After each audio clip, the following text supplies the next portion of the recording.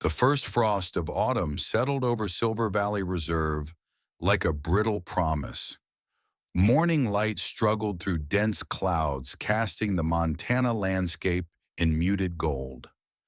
50 miles from the nearest town, the sagebrush plains stretched toward jagged limestone ridges, a forgotten corner of America, where wilderness still dictated the terms of existence. Owen Reed stood at the edge of a weathered porch, steam rising from his coffee mug. His breath formed clouds in the chill air. He was a man of 40 who carried himself like someone much older, with shoulders squared by military discipline, but eyes that had seen too much. The cabin behind him, officially designated Outpost Station, had been his home for 3 years now. Its isolation was precisely what had drawn him here.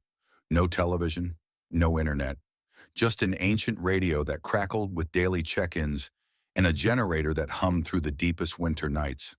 Some would call it punishment. Owen called it peace. His morning ritual never varied. Coffee at dawn, radio check at 0600, trail inspection by 0700. The routine anchored him when nightmares threatened to pull him adrift. Today the wind carried the scent of pine and coming snow. Though the calendar said October winter arrived early in these highlands. Owen checked his watch, a scratched military-issue timepiece that had survived Afghanistan when friends had not. Time to move. He gathered his patrol gear, binoculars, leather journal, folding knife, radio. Each item placed precisely in his pack, each with purpose. Nothing excessive, nothing unnecessary. Like the man himself. The trail leading from his cabin cut through sagebrush and scattered juniper, eventually connecting to Mesa Creek Path. Few visitors ventured this far into the reserve, especially with winter's approach. That suited Owen fine. Humans brought complications. Nature, for all its dangers, followed patterns you could learn if you paid attention. As he walked, he marked the passage with small signs. Only he would recognize a broken twig placed at a specific angle. 3 small stones stacked in a deliberate pattern, not for navigation but for a deeper purpose he never articulated. Something about claiming his presence in a world that had nearly erased him. His right knee ached with the approaching storm, an old injury from his final deployment. 7 years ago now, though, sometimes it felt like yesterday. The doctors called it PTSD. Owen called it memory. Either way, it followed him like a shadow, darker on some days than others. The path narrowed as it climbed toward Red Bluff Ridge, a precarious outlook with rust-colored soil and unstable edges. Most rangers avoided it this late in the season, when frost made footing treacherous. Owen went anyway. Danger had long ago lost its power to intimidate him. At the highest point he paused, scanning the valley below through his binoculars. In the distance, movement caught his eye, the wild Mustang herd that roamed the core zone of the reserve. 11 of them moving like shadows across the grassland. They were descendants of Spanish horses that had escaped conquistadors centuries ago, their bloodlines untouched by domestication, protected by law but threatened nonetheless by those who saw profit in their capture or elimination. Owen observed them without emotion, part of his duty. Track movements, note behavior, report changes. Yet something about their synchronized movement held his attention longer than usual. The lead mare, a dark, powerful animal with a distinctive scar on her foreleg, paused suddenly. She turned, facing his direction. Even at this distance, Owen felt the weight of her gaze. She remained perfectly still, as if studying him in return. The other horses continued grazing, but she stood sentinel, unmoving. "See something interesting?" he murmured, more to himself than the distant animal. The mare maintained her vigil for nearly a minute before rejoining her herd. Owen made a brief note in his leather journal. Lead mare, unusual behavior. Direct observation, Wasventariro. Shidishwirabarn. He continued his patrol, descending toward the valley floor, where a natural clearing formed what locals called the Whisper Bowl, a depression surrounded by twisted juniper, where sound carried strangely. He had first discovered it months ago during a spring storm, taking shelter under the dense trees.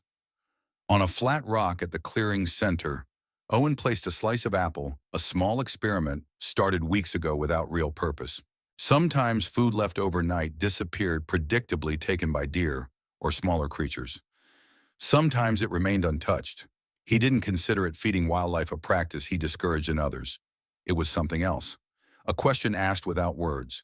With that done, he completed his circuit and returned to the cabin by mid-morning, just as the first heavy clouds massed overhead. The two-way radio crackled as he entered. "Outpost, this is base. Check in over." He picked up the handset. "Base outpost, all clear. Weather turning, over." "Copy that read. New researcher arrived yesterday. Winters from University of Colorado, studying Mustang behavior. Might head your way." "Over." Owen frowned. Researchers meant questions, intrusions, expectations of conversation. "Understood. Outpost out." He hung up the handset with perhaps more force than necessary. The isolated eastern sector wasn't meant for research projects. It was meant for solitude. The next morning, Owen returned to the Whisper Bowl. The slice of apple was gone, expected. What wasn't expected was that it had been placed back in the exact same spot, perfectly centered on the flat rock with a single white horsehair laid across it. He stared at the arrangement, a chill running through him that had nothing to do with the morning air. No animal did this. The precision was too deliberate, yet no human tracks marked the frost-covered ground around the rock. Only hoof prints, large ones consistent with a fully grown Mustang. Owen knelt, examining the tracks without touching them, the lead mare judging by the size and depth. She had stood here at this exact spot and done what arranged an apple slice and a horsehair in what almost looked like a response. He reached out, then hesitated, suddenly reluctant to disturb the tableau. Finally, he carefully lifted the horsehair, examining its perfect white length against his weathered fingers. "What are you trying to say?" he whispered. The wind offered no answer, but Owen felt watched. Scanning the perimeter of the clearing, he saw nothing but juniper and sage. Yet the sensation persisted, a presence observing, waiting. He placed the hair in his journal and continued his patrol, more alert than usual. By the time he reached Red Bluff Ridge, dark clouds had gathered overhead, and the wind carried ice crystals that stung his cheeks. The storm was arriving faster than forecast. He would need to cut his patrol short today. As he turned to descend, a flash of movement caught his eye. In the valley below, the Mustang herd galloped in tight formation, all except the lead mare, who stood apart facing Owen's direction again. The wind shifted, suddenly howling across the exposed ridge. Owen felt the ground beneath him give way a split second. Before it happened, a section of frost-covered shale crumbling under his weight. He lunged backward, but momentum carried him over the edge. The world tilted, then blurred as he tumbled down the steep incline, jagged rocks, tearing at his jacket. A sharp pain exploded through his shoulder, then his head struck something hard. The last thing he saw before darkness claimed him was the sky above, vast and indifferent. Cold penetrated Owen's awareness first, biting all-encompassing cold that froze his breath and leached warmth from his core. He couldn't move, couldn't feel his extremities. His eyes fluttered open to swirling snow and gray light. How long had he been unconscious? Hours, judging by the position of the weak sun through the clouds. His radio was crushed, the antenna snapped. His left arm responded sluggishly, but his right lay at an unnatural angle. Broken or dislocated, he couldn't tell through the numbing cold. Hypothermia would kill him before nightfall if he didn't move. With agonizing effort, he tried to push himself upright, but pain shot through his shoulder like fire. The world spun, and darkness threatened the edges of his vision again. "Move," he commanded himself. "Get up." His body refused to comply. The snow fell heavier now, already covering his legs in a thin white blanket. He would become another statistic. Experienced ranger died of exposure. An embarrassing epitaph for a man who had survived 3 combat tours. A sound penetrated his fading consciousness. Not wind, not falling snow. Something else. Hoofbeats, soft, deliberate, drawing closer. Owen forced his eyes open again.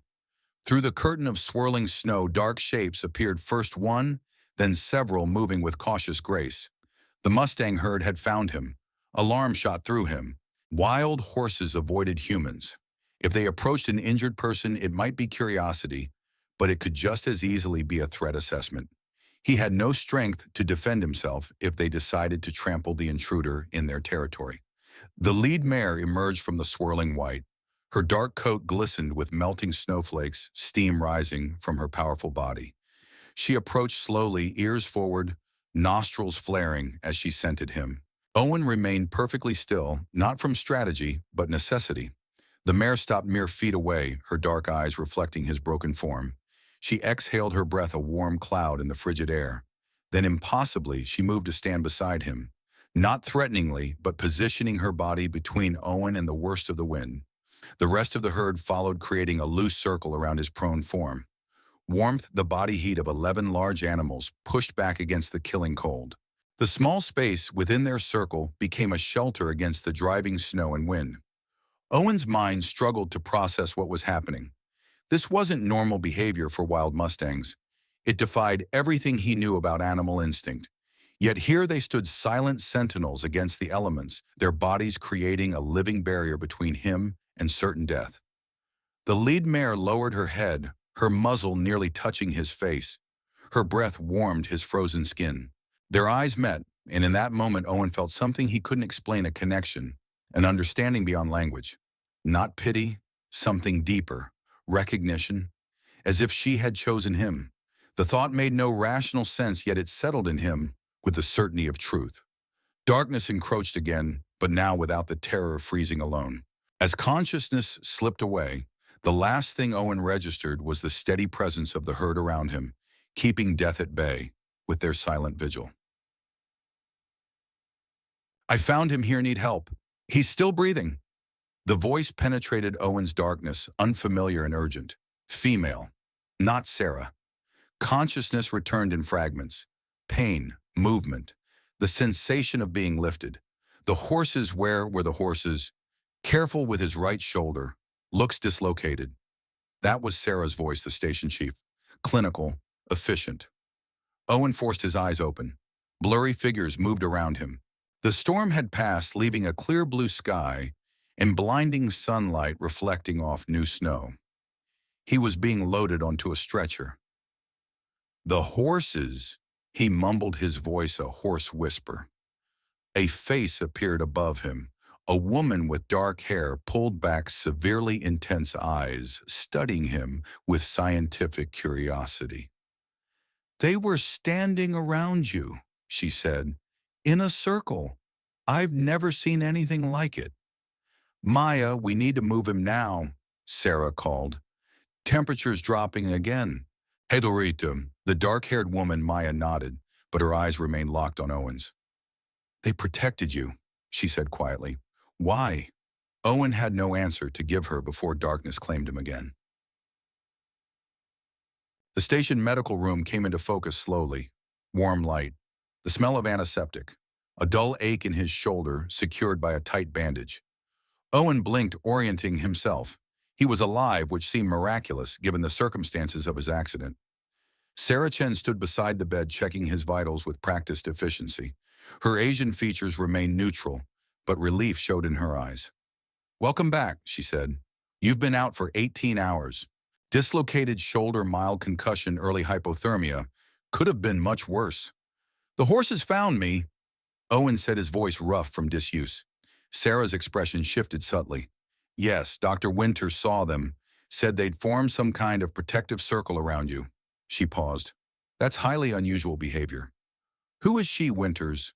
"Maya Winters, wildlife biologist specializing in equine cognition. Here to study the Mustang herd." Sarah adjusted his IV. "She was tracking them when she found you." The door opened and the dark-haired woman from the rescue entered. Up close, Owen could see she was in her mid-30s with intelligent eyes and a tight, controlled posture that suggested military background or similar discipline. "Dr. Winters," Sarah nodded. "He's conscious now but needs rest." "I understand," Maya said. "I just wanted to check." She approached the bed, her gaze analytical. "Mr. Reed, how are you feeling?" "Been better," Owen replied flatly. "Do you remember what happened before we found you?" He hesitated. The memory seemed both vivid and dreamlike. The circle of horses, the lead mare's breath, the inexplicable warmth. "I fell, got caught in the storm. The horses came." "Yes, they did," Maya said, studying his reaction. 11 Mustangs standing in an almost perfect circle around an injured human. In 20 years of behavioral research, I've never documented or even heard of such a phenomenon. Owen said nothing. He didn't like the way she referred to him as a phenomenon. Did you hear them communicate? She pressed. Make any sounds toward each other? I didn't hear anything, he said finally. But I understood. Her eyebrows rose slightly. Understood what? They were talking, not with sound. Something else. Maya exchanged a glance with Sarah, who shook her head slightly. You were hypothermic, Sarah reminded him gently. Hallucinations are common in... I know what hypothermia does, Owen interrupted. This wasn't that. Maya leaned forward, suddenly intense. What do you think it was then? Owen closed his eyes, exhaustion washing over him. Don't know. Don't care what you call it. But they chose to stay. With me. A silence followed, broken only by the soft beep of medical equipment. When Owen opened his eyes again, Maya was watching him with an unreadable expression. Rest now, Sarah said, steering Maya toward the door. We can talk more later. As they left, Owen caught a fragment of their whispered conversation. Needs psychiatric evaluation, Sarah was saying. No, Maya replied firmly. He needs to be listened to. Sure, Alfinun. The door closed, leaving Owen alone with his thoughts and the lingering certainty that something profound had occurred on that snowy ridge, something beyond scientific explanation or psychiatric diagnosis.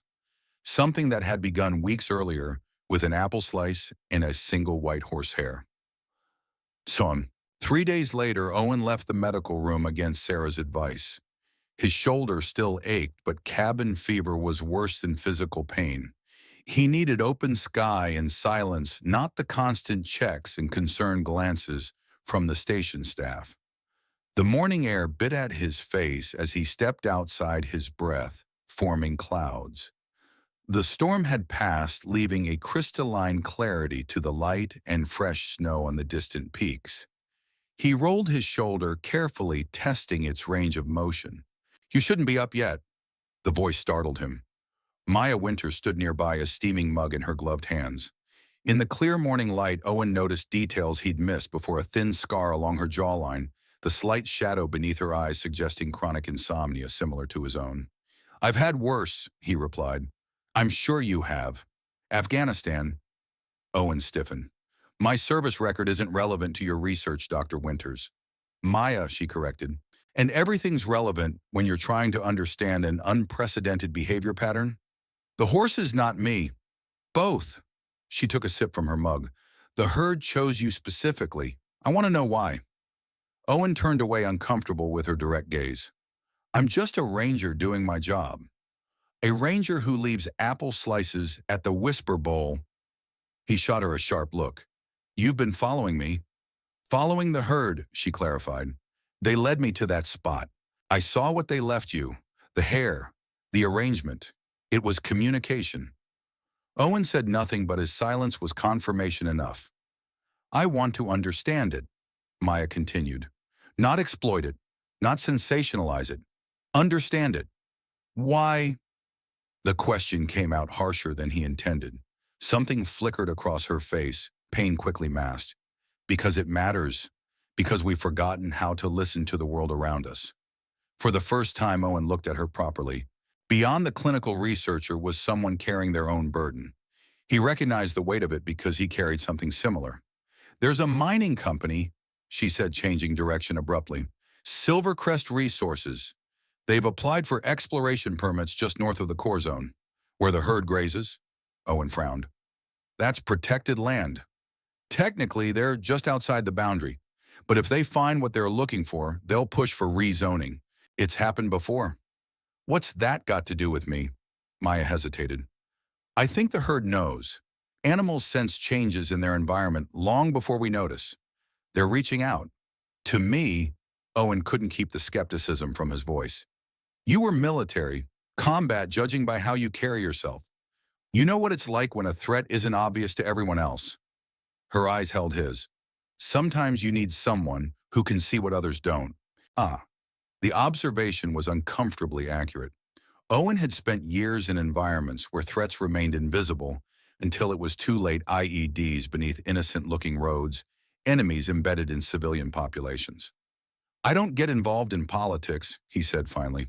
I do my job. I file my reports. And you leave apples for wild horses and collect their responses. Maya's voice softened. You're already involved, Mr. Reed.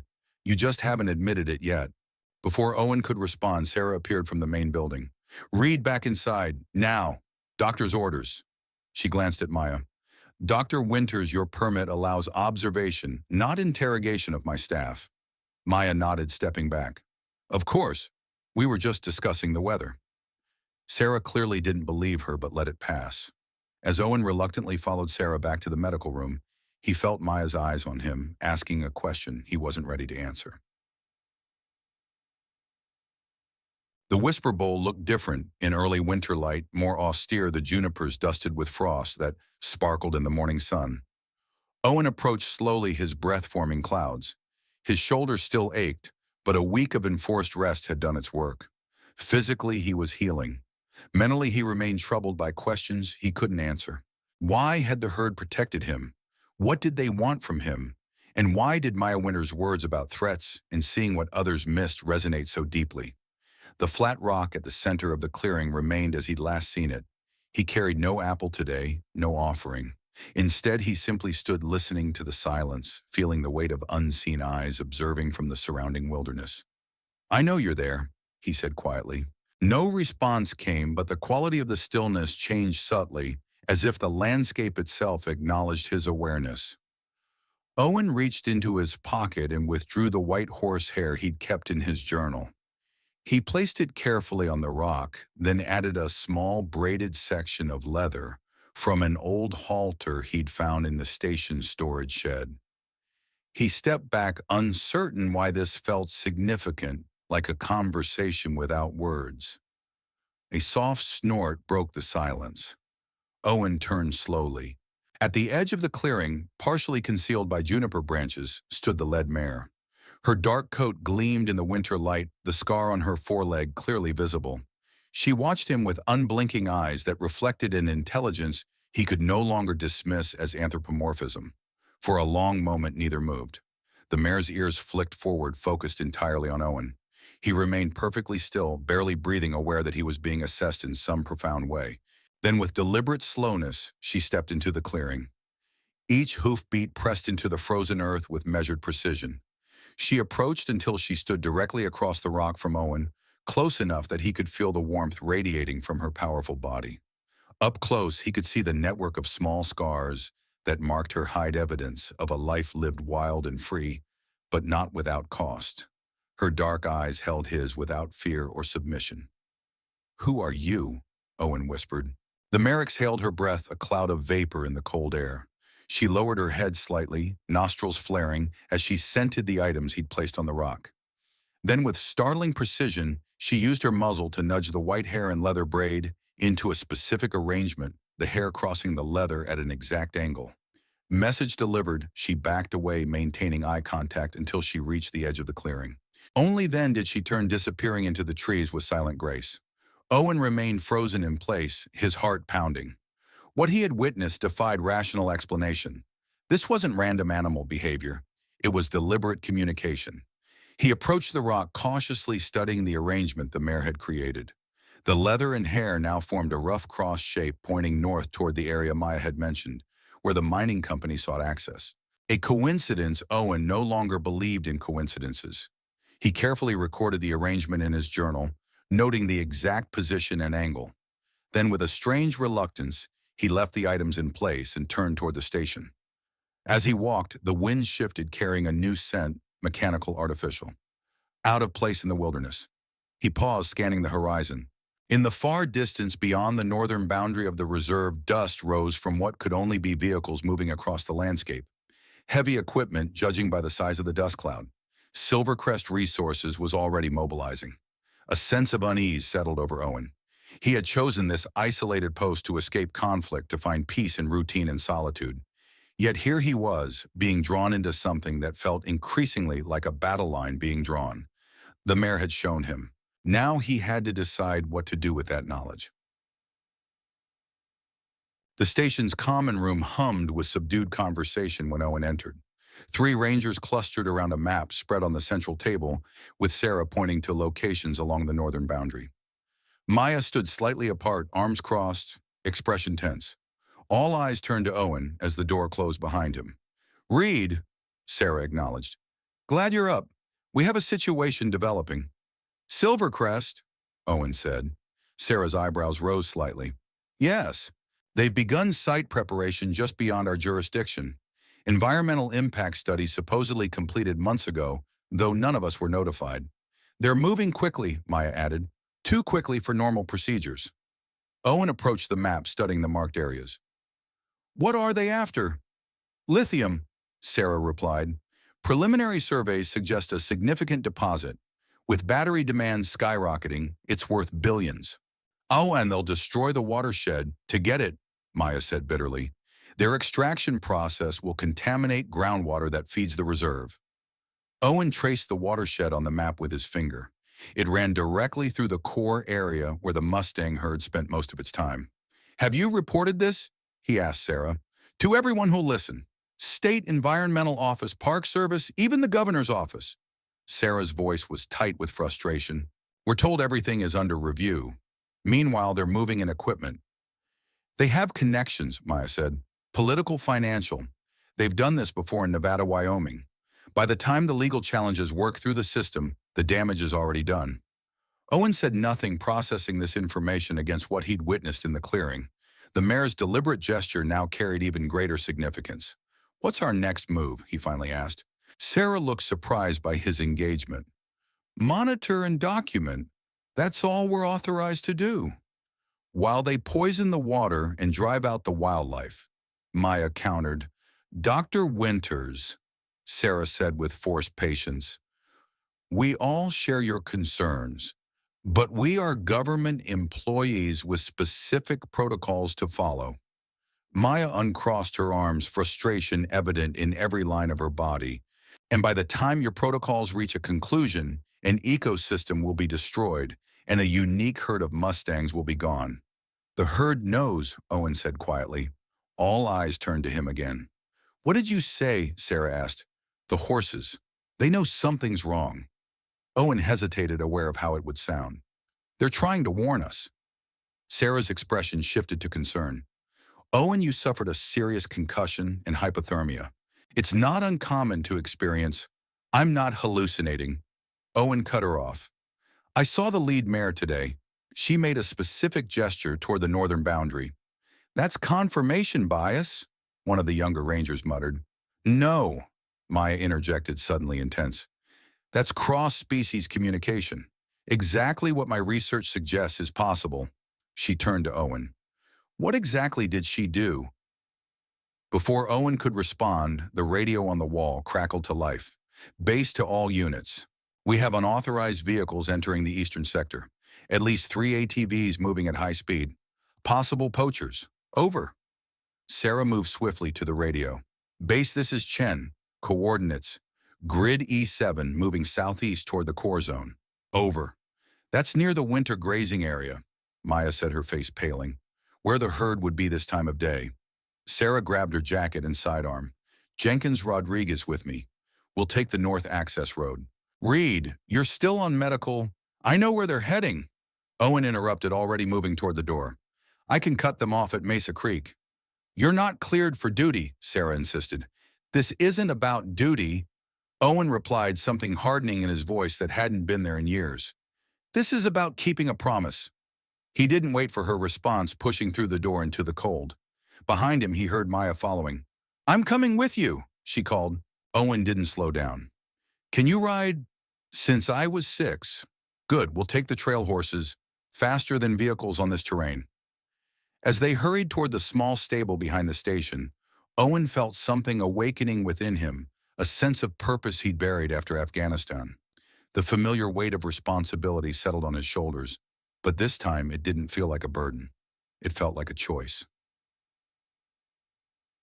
They rode hard along forest trails too narrow for vehicles, Owen leading on a sturdy bay, gelding Maya following on a smaller mare. The cold air burned in their lungs as they pushed the horses to a pace just short of dangerous on the frozen ground. Owen's instincts, honed by years of patrol, guided him through shortcuts invisible to casual observers, game trails, dry creek beds, passages between rock formations. They would intercept the ATVs well before they reached the core zone. "Who are they?" Maya called from behind him. "Poachers." "Maybe," Owen replied over his shoulder. "Or contractors. Testing boundaries." The thunder of hooves masked the mechanical noise until they cleared a stand of pines. In the small valley below, three all-terrain vehicles roared across the protected grassland, their tires tearing up the delicate ecosystem. Each carried two men heavily dressed against the cold, their faces obscured by helmets. One carried what was unmistakably a rifle. Owen reined in his horse at the ridgeline, Maya stopping beside him. "They're armed," she observed tensely. "Stay here," Owen instructed, dismounting. "If anything happens, ride back to the station." "What are you going to do?" Owen didn't answer. He handed her his reins and moved down the slope on foot, using the terrain for cover. Years of combat experience took over assessing sight lines, planning approach angles, identifying potential threats. The lead ATV slowed as it approached a small creek, the driver gesturing towards something ahead. Owen used their distraction to close the distance, moving from boulder to juniper with silent efficiency. When he was within 20 yards, he stepped into view, his ranger jacket clearly visible.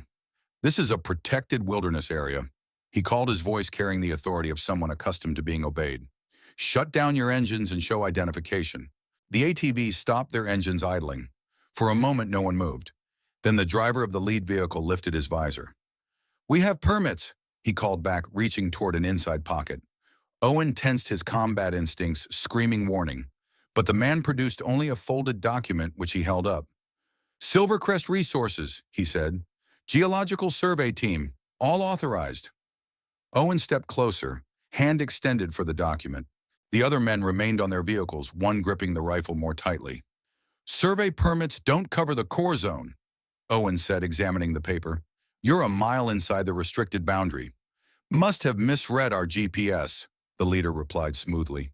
"We'll turn back after I record your identification and vehicle numbers." Something shifted in the leader's demeanor, a hardening of his eyes, a slight tensing of his posture. "Look, Ranger, we made an honest mistake. No harm done." "Huh, no harm?" Maya's voice rang out as she appeared on horseback at the top of the small rise. "You've damaged protected grassland and disturbed wildlife habitat." The leader's expression darkened. "This doesn't concern you, lady." "I'm Dr. Maya Winters, research permit MF394. This absolutely concerns me." She rode closer, her posture rigid with anger. "And that rifle concerns me even more. Firearms are prohibited in the reserve." The man with the rifle shifted uncomfortably. The leader shot him an irritated glance. "Safety precaution. Bears in the area." "Wrong season, wrong terrain," Owen replied flatly. "ID. Now. All of you." The tension stretched like a wire about to snap. Owen was acutely aware of his vulnerable position, unarmed, outnumbered, with only Maya as backup. A sound broke the standoff, the thunder of hooves growing louder by the second. All heads turned toward the eastern ridge, where a dark silhouette appeared against the sky. The lead mare stood like a sentinel, her powerful body outlined by winter light. Behind her, the rest of the herd materialized, 10 more Mustangs emerging from the tree line, spreading out in a wide formation. The sight was breathtaking, primordial, a force of nature manifesting before their eyes. For a moment, no one moved or spoke. Even the ATV's engines seemed quiet in reverence. Then the lead mare snorted a sharp, deliberate sound that carried across the valley. As if responding to a command, the herd began to descend the slope at a controlled pace, moving with synchronized precision. "Jesus," one of the men whispered. The leader recovered first. "Start your engines. We're leaving." "After I get your identification," Owen insisted, stepping closer to the lead ATV. The leader's expression hardened. "Back off, Ranger. Don't be a hero." The man with the rifle swung his weapon around. Before he could aim, a blur of motion caught everyone by surprise. The lead mare, moving with impossible speed, charged directly at the ATVs. The other horses followed, not in chaotic stampede, but in strategic formation, converging from multiple angles. Their hooves thundered against the frozen earth, sending vibrations through the ground. Panic erupted among the intruders. Engines roared as they attempted to maneuver, but the horses were faster, cutting off escape routes, forcing the vehicles to turn sharply to avoid collision. One ATV spun out, throwing its riders. Another nearly flipped as it swerved to avoid a direct charge from two Mustangs working in tandem. "Go, go!" the leader shouted, gunning his engine. The man with the rifle recovered enough to raise his weapon, aiming at the lead mare as she circled back for another pass. "No!" Owen shouted, lunging toward him. The rifle discharged the sound deafening in the winter air. The mare swerved at the last second, the bullet missing her by inches. Before the man could chamber another round, Owen reached him, ripping the weapon from his hands with a combat move that sent pain shooting through his injured shoulder. He ejected the magazine and cleared the chamber in one fluid motion, rendering the rifle harmless. The ATVs retreated in disarray, engines whining as they accelerated toward the northern boundary. The herd didn't pursue, instead forming a loose perimeter around Owen and Maya, who had dismounted and rushed to his side. "Are you hit?" she asked urgently, scanning him for injuries. "No." Owen managed, adrenaline still coursing through his system. "They missed." The lead mare approached, her dark eyes fixed on Owen. She moved with the confidence of a victor, steam rising from her heaving flanks. When she stopped before him, Owen felt something passing between them, an understanding beyond words or scientific explanation. She lowered her head briefly toward the rifle in Owen's hands, then raised it again to meet his gaze. "I know," he said quietly. "They'll be back." The mare exhaled a cloud of vapor that momentarily shrouded her scarred face. Then she turned, signaling to the herd with a flick of her head. As one, they moved away, climbing back toward the ridge with unhurried dignity. Only the lead mare looked back, her gaze holding Owen's for a final moment, before she too disappeared over the horizon. Maya stood beside him, her breath coming in short clouds. "Did you see how they moved? The coordination? The strategy that wasn't instinct. That was tactical thinking." Owen nodded, still gripping the rifle. "They were protecting their home." He looked at her. "And us. Why?" The scientist in her couldn't help asking. "Why choose us?" Owen had no answer that would satisfy her research parameters.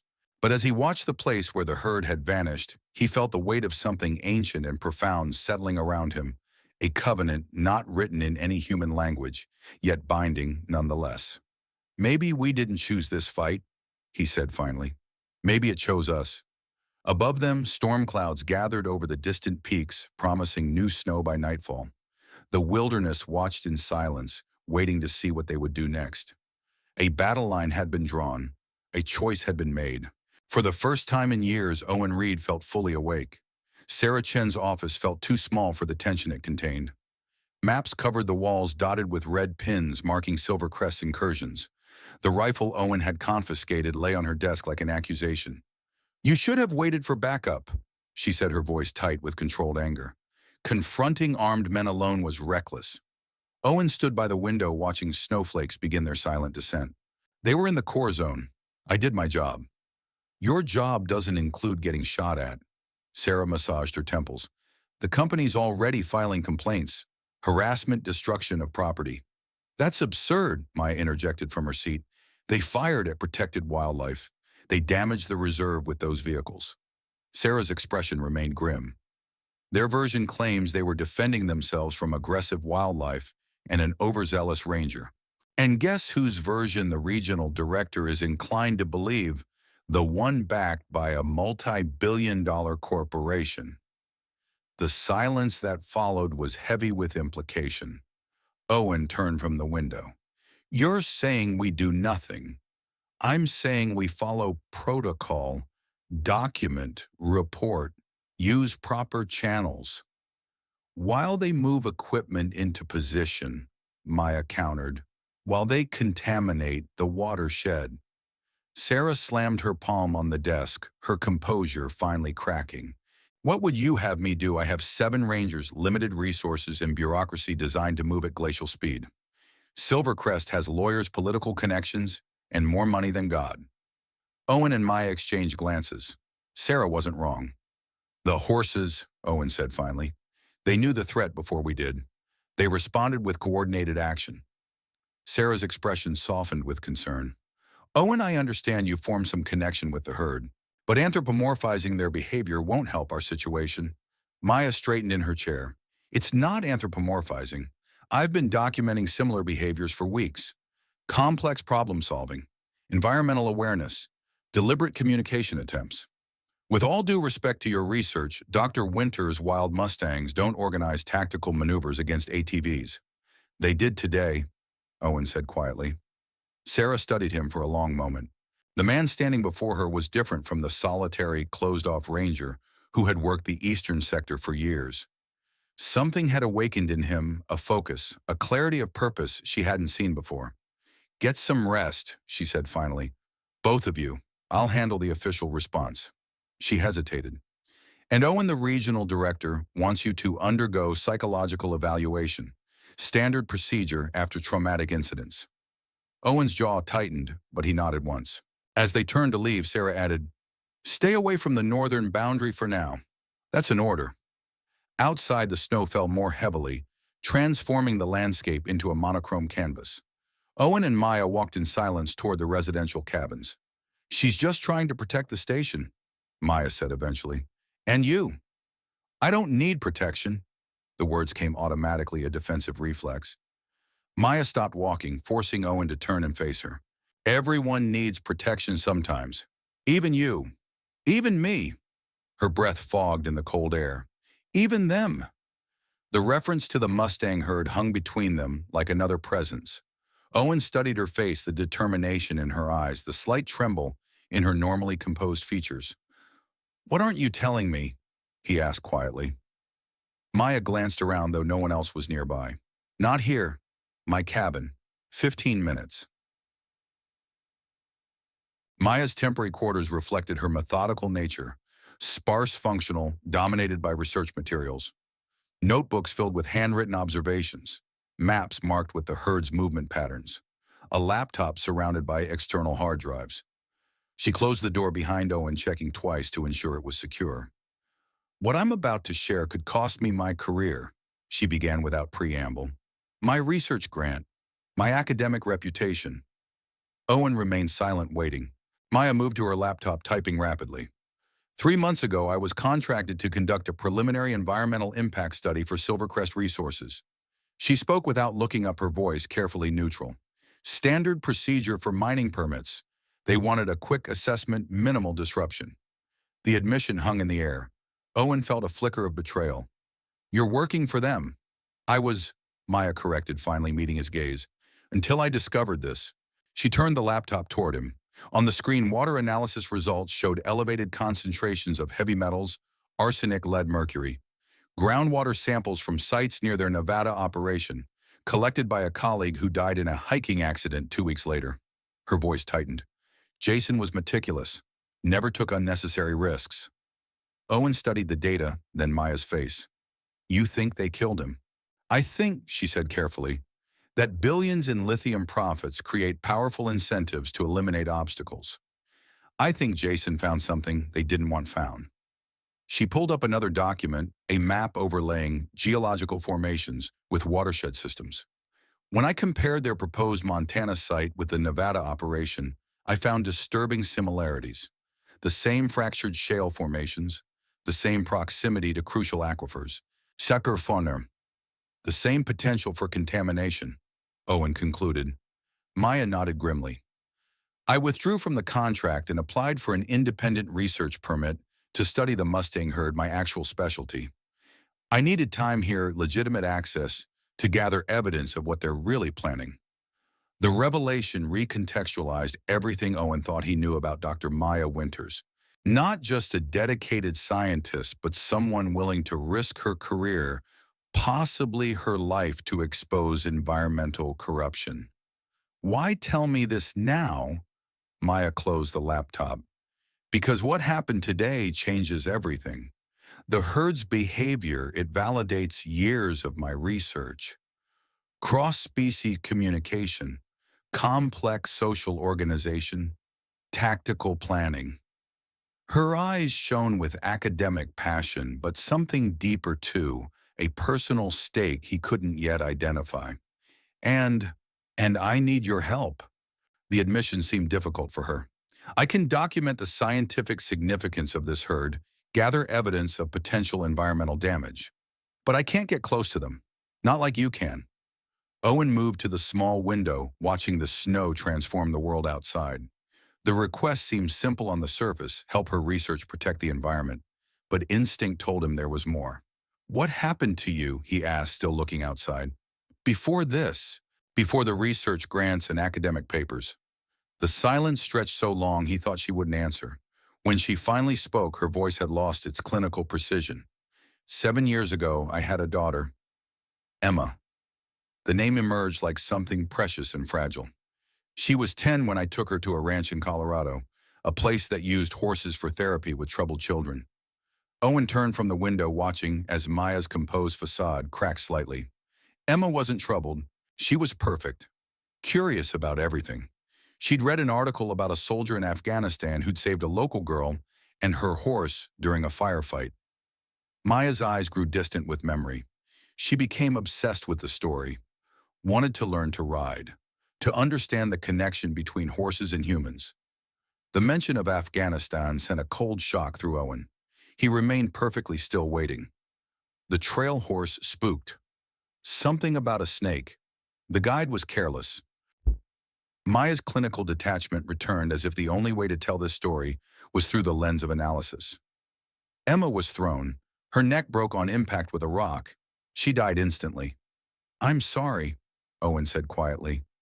Maya acknowledged his sympathy with a slight nod. I spent 2 years in grief counseling, another year investigating the ranch for negligence. Found nothing actionable, just bad luck. Wrong place, wrong time. She moved to a small shelf where a single-frame photograph stood, a smiling girl with Maya's eyes and a carefree expression that spoke of unlimited potential. When I came out the other side, I redirected my research, focused exclusively on equine cognition and communication. If I could understand them better, maybe... She trailed off, the unfinished thought heavy with implication. Maybe it would give meaning to her death, Owen finished softly. Maya's eyes met his, surprised by his insight. Yes. The confession hung between them, an unexpected bridge across their mutual isolation. Owen recognized in her the same driving need that had brought him to this remote outpost, not escape, as he told himself, but a search for something to fill the void left by loss. The soldier in the article, he said each word careful and measured. The one who saved the girl and her horse. When was this? 2017, Kandahar province. Maya watched him closely. Why? Owen felt the world shift beneath him. Of all the remote wilderness areas in America, of all the researchers who might have come to study the Mustang, herd fate had delivered this specific woman with this specific connection to his past. I know the story, he said finally. Understanding dawned in Maya's eyes. It was you. Owen neither confirmed nor denied it, but his silence was answer enough. The coincidence was too precise to be random. The soldier, the girl, the horse. The trail that led from Afghanistan to this moment, this room, this revelation. Maya seemed to sway slightly, steadying herself against the desk. Emma idolized you, a man she never met. A story from halfway around the world. The story wasn't accurate, Owen said, his voice rough with suppressed emotion. Never is with those human interest pieces. What really happened? Owen moved back to the window, needing distance from her intense gaze. For years he'd kept the memory locked away, compartmentalized with all the other horrors and rare moments of grace from his deployments. My unit was clearing a village after receiving intelligence about insurgent activity. Standard procedure. His voice took on the flat affect of a mission report. I found a girl hiding in a stable with a mare and foal. She was terrified. Wouldn't leave the animals. The snow outside blurred the landscape much as time had blurred the details of that day. But some images remained crystal clear, the girl's wide, frightened eyes, the protective stance of the mare, the silent communication that passed between them. I convinced my CO to give us time to evacuate the animals with her. We got them out just before an airstrike hit the area. He paused. The media picked it up, made it sound heroic. Wasn't it? Owen turned back to her. 3 days later, another unit misidentified the family's vehicle at a checkpoint. Open fire. The words emerged with mechanical precision. The girl survived. Her parents didn't. The mare was shot. Only the foal escaped. Maya's hand moved unconsciously to her throat fingers, tracing the scar along her jawline. That wasn't in the article. No. Owen's voice was barely audible. It never is. The parallel hung unspoken between them, two traumatic losses involving children and horses, connected by a thread of fate neither could have anticipated. I think, Maya said slowly, we were meant to be here. Both of us. Now. For them. Owen didn't respond immediately. The rational part of him rejected such mystical thinking, yet he couldn't deny the uncanny convergence of circumstances. The herd's unusual behavior, the connection he felt with the lead mare, Maya's presence with her specific research and personal loss. The mining company, he said finally. What's their timeline? Maya seemed relieved by the return to practical matters. Based on equipment deployment, they'll begin extraction test wells within the month. Once those start, contamination becomes inevitable. And the horses, their winter grazing territory lies directly downstream from the proposed wells. They'd be the first affected. She hesitated. There's something else, something I've been tracking in their behavior. She moved to a map on the wall where colored pins charted the herd's movements. They've been systematically testing the reserve boundaries, not randomly grazing, but deliberately patrolling. Like they're securing a perimeter. Owen finished examining the pattern. His military training recognized the methodical nature of the movements, not the random wandering of animals, but the calculated surveillance of sentinels. Exactly. And this, Maya pointed to a section where blue pins clustered. They've been bringing objects to a specific location, creating what I can only describe as arrangements. The whisper bowl, Owen murmured. Maya looked at him sharply. You've seen it. It's where I leave the apple slices, where she left me the hair. Excitement transformed Maya's face. That's what I thought. It's a communication point, a meeting ground between species. The scientific enthusiasm in her voice couldn't disguise the deeper implication that something profound and possibly unprecedented was occurring in the quiet wilderness of Silver Valley Reserve. I need to see these arrangements, Owen said. All of them, Maya nodded. Tomorrow. First light. Outside, the snow continued to fall, racing tracks and covering secrets beneath its pristine blanket. But some tracks Owen knew could never truly be covered. The paths that led from past trauma to present purpose, from individual loss to shared mission. Tomorrow they would follow those tracks together. Dawn broke with crystalline clarity, the storm having passed during the night. The world sparkled with new snow, unmarked and perfect in the early light. Owen met Maya outside the station, both dressed for cold and deep snow. We'll need to go on foot, Maya said. The trail's too narrow for horses. Owen nodded, adjusting his pack. Standard patrol gear, plus his journal and a small digital camera, Maya had provided to document the site. They set out in silence, their breath forming clouds in the frigid air. The path to the Whisper Bowl was transformed by snow, but Owen navigated by instinct and experience, finding landmarks where others would see only wilderness. Maya followed in his footsteps, her focus absolute. You never remarried? He asked after nearly an hour of silent hiking. The question seemed to surprise her. No, my husband couldn't process what happened. Grief affects people differently. He moved to Australia, started over. Owen understood. Some losses carved permanence into the soul, reshaping everything that came after. You, Maya asked, never married. Military relationships rarely survive multiple deployments. They lapsed back into comfortable silence, each respecting the other's economy with words. When they finally reached the perimeter of the Whisper Bowl, Owen raised his hand, signaling a halt. Let me approach first, he said quietly, in case she's there. Maya nodded, staying back as Owen moved deliberately into the clearing. The snow lay undisturbed except for a single line of tracks leading to and from the central rock, large distinctive hoof prints that could only belong to the lead mare. On the rock itself, the apple slice Owen had left days earlier was gone. In its place lay an arrangement of objects, the white horsehair and leather braid he'd left now positioned in a specific pattern alongside pine cones, smooth pebbles, and a small tuft of sage.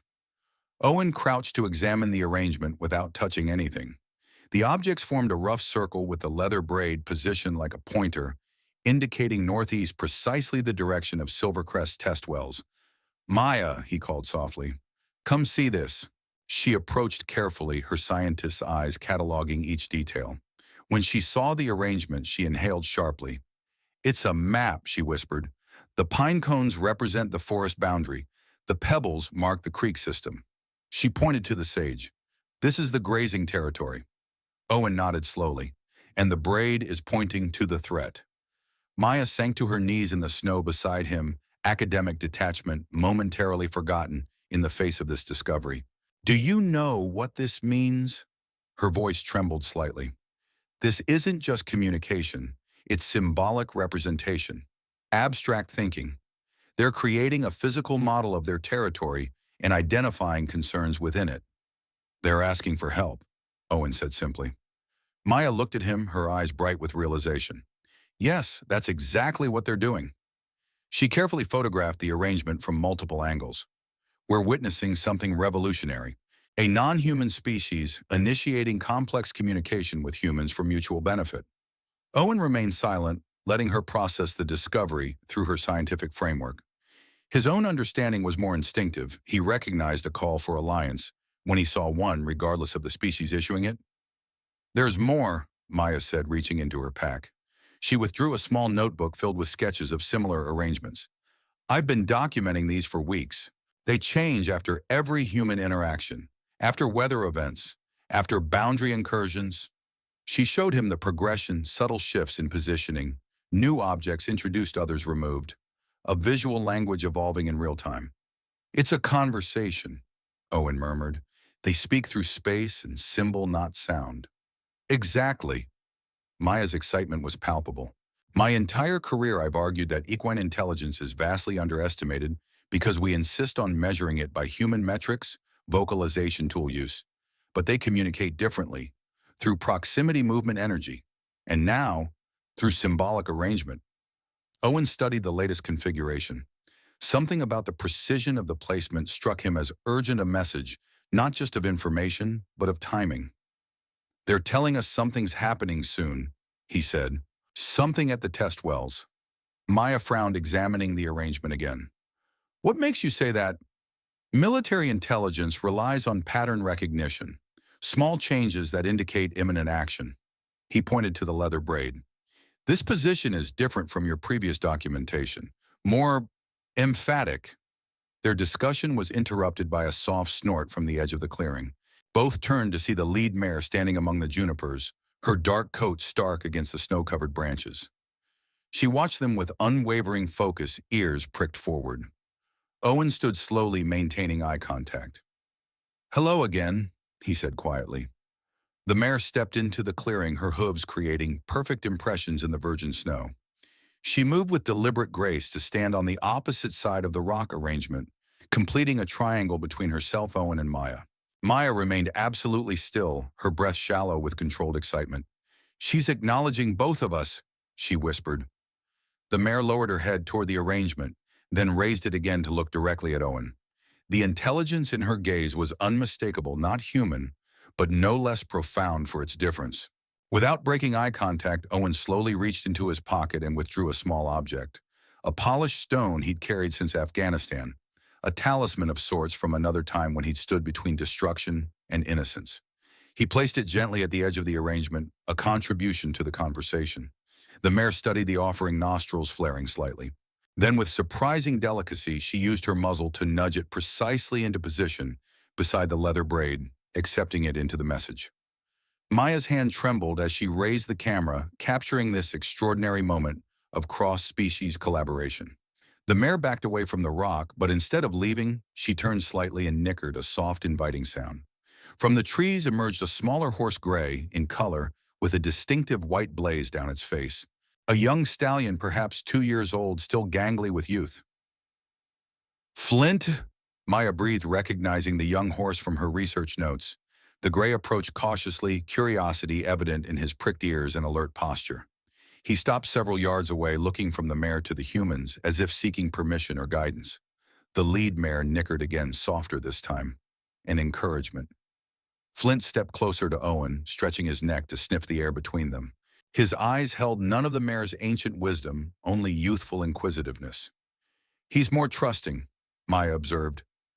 "Born in the reserve, no experience with human threats." Owen remained motionless, letting the young horse decide the parameters of their interaction. After a moment's assessment, Flint moved closer, close enough that his breath warmed Owen's cheek. The contact was fleeting but electric, like a current passing between two different worlds, momentarily bridged. Then Flint backed away, returning to the mare's side. She acknowledged him with a gentle touch of her muzzle, then turned to lead him back into the forest.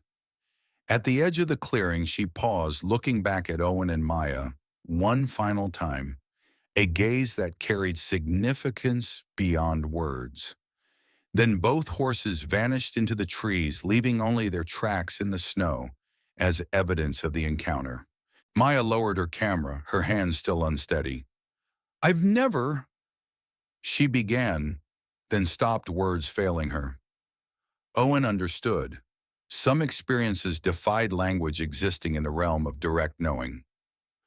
"We should get back," he said finally. "Report what we found."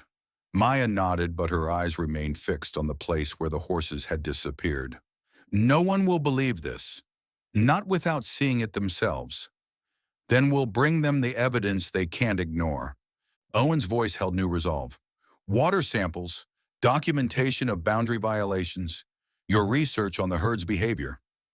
As they gathered their equipment and prepared to leave, Owen cast a final glance at the symbolic map the horses had created, their silent voice made visible through careful arrangement of objects.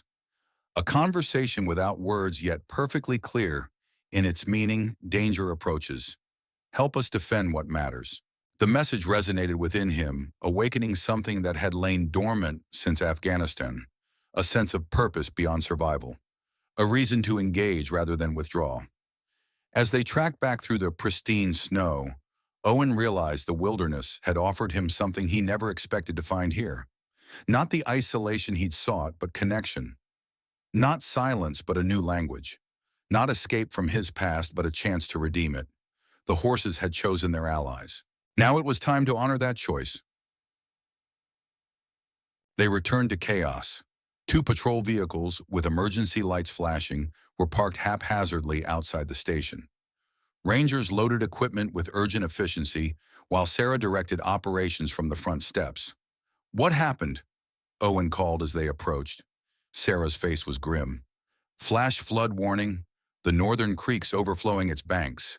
Likely dam failure at the old beaver complex." "That's impossible," Maya said. "The temperature's well below freezing. Everything's solid ice up there." "Tell that to the water." Sarah pointed to a tablet showing surveillance footage from a remote camera. Muddy water surged through a narrow canyon, carrying debris and ice chunks. "It started an hour ago. No warning." Owen and Maya exchanged glances, both thinking the same thing.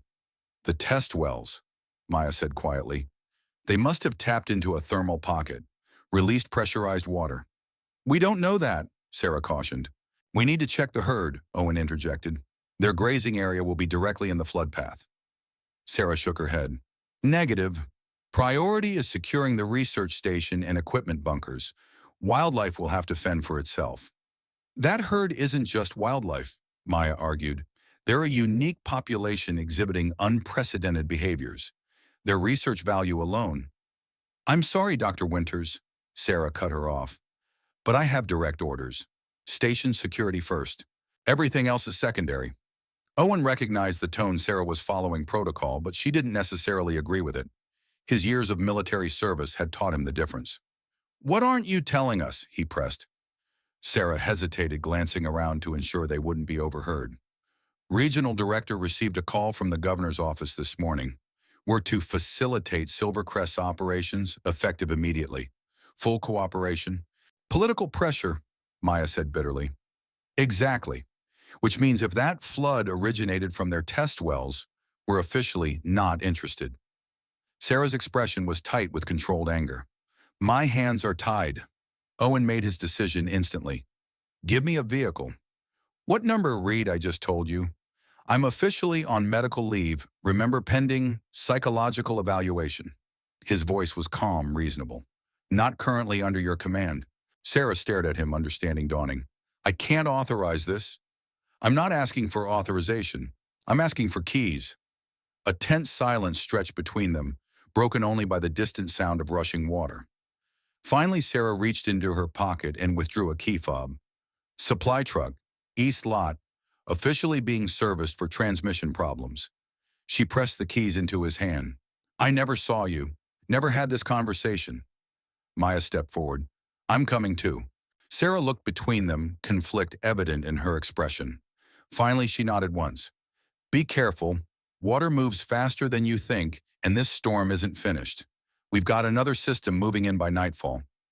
As they turned to go, she added quietly, find them. The unspoken sentiment hung in the air, not just for the research value, not just for environmental protection, but because something profound was happening between humans and horses in this remote wilderness. Something worth preserving. Something worth fighting for. The supply truck struggled through deepening snow as they followed the Forest Service road north. Owen drove with focused intensity, taking curves faster than caution would dictate. Maya braced herself against the dashboard, dividing her attention between the treacherous road and the tablet displaying satellite imagery of the reserve. The flood's following the Western Channel, she reported, but it's breaching in places, creating new waterways. The herd's usual paths to higher ground will be cut off. Owen nodded grimly. How far to the grazing meadow? 3 miles from the next turn, but I don't think we can drive all the way. The road narrows to a maintenance track. The landscape blurred outside the windows, white snow, dark trees, occasional glimpses of rushing water in the valleys below. The storm clouds Sarah had mentioned loomed on the northern horizon, promising more complications before the day ended. They reached the turnoff to find their fears confirmed. The maintenance track was already partially washed out, muddy water streaming across places where it dipped toward the creek. On foot from here, Owen decided pulling the truck onto a slight rise and engaging the emergency brake. They grabbed emergency gear ropes, first aid supplies, flares, and set out along the damaged track. The sound of rushing water grew louder as they advanced, drowning out everything but the most immediate communication. Around a bend, they got their first clear view of the disaster unfolding. What had been a peaceful meadow was now a churning lake of brown water. Trees stood half-submerged, debris collected against their trunks. The usual creek had tripled in width, overflowing its banks and carving new channels through the landscape. There, Maya pointed toward a small island of higher ground where several dark shapes huddled Mustangs trapped by the rising water.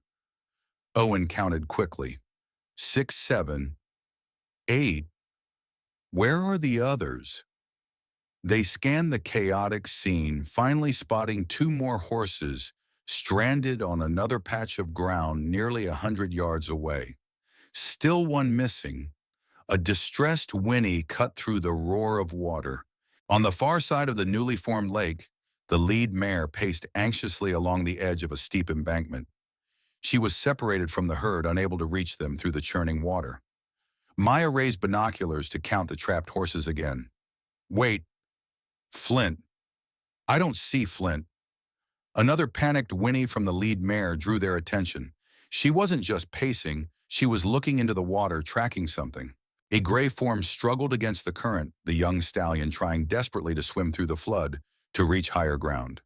But the current was too strong, pulling him toward a tangle of fallen trees where the water foamed and churned.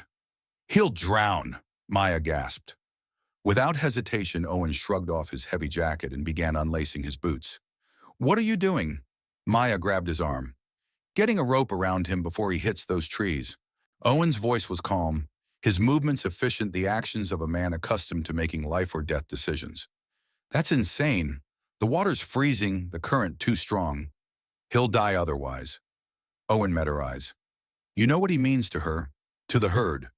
Maya's grip tightened, her face torn between fear and understanding. There has to be another way. There isn't. Not with the time we have.